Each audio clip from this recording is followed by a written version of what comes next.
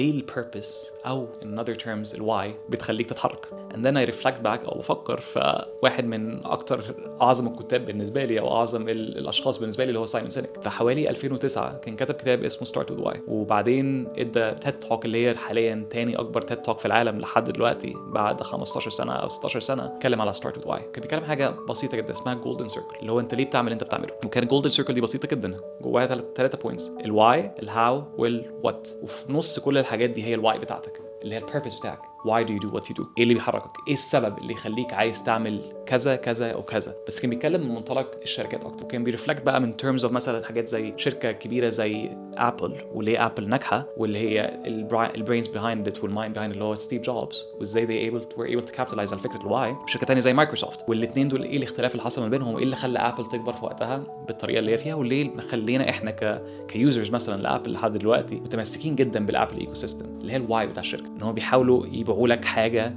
اكبر بكتير من اللي هم بيبيعوه فعلا. انهم مش بيبيعوا لك كمبيوترات ومش بيبيعوا لك موبايلات، بس هم بيبيعوا لك واي، the idea of innovation, the idea of difference, the idea ان انت شخص مختلف. ده اللي باعوه.